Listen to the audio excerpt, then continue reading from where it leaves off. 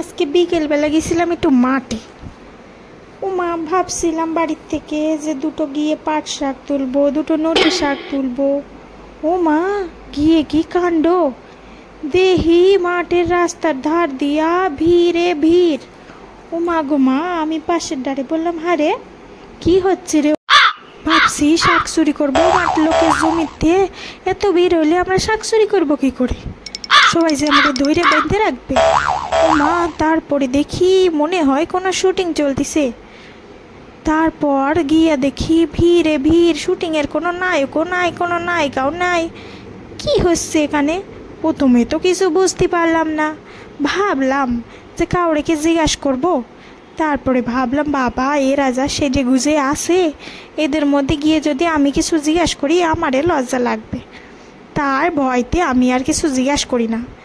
যাই হোক, এ মাথাতে ও মাথা হেঁটে চলে গেলাম। কাউরেই দেখতে পেলাম না, কোনো নায়ক নাই, কোনো নায়িকা নাই। খালি সবাই দেখি ক্যামেরা হাতে দাঁড়াই আছে, ফোন হাতে দাঁড়াই আছে। কেউ আবার মায়ের দিকে হাঁ করে ফ্যাল ফ্যাল করে তাকাই আছে। কিছুই বুঝলাম না। আমি ভাবলাম মনে হয় এইখানে কোনো শুটিং মুটিং হবে, এই জন্য একটু দেখতে আসলাম। ও মা, মাঝে মাঝে দেখি কিছু পোলাপাং এমনভাবে তাকাই আছে, মনে হচ্ছে যে না নায়িকা হেঁটে যাচ্ছে। আরে বাবা, আমি গেছি নাইটি পরে। আগে যদি জানতাম এত লোক আছে, আমিও একটু সাইজে গুজে যেতাম। লোকে এত ভিডিও করছে, সে ভিডিওর মধ্যে আমিও একটু উঠে যেতাম। তার হইল কই, লোকে তো আমার নাইটি পরেই দেখে লইল। তো যাই হোক, আমি আগতি মাঠের শেষ মাথায় প্রায় চলে গেছি, কিন্তু কাউরেই দেখছি না।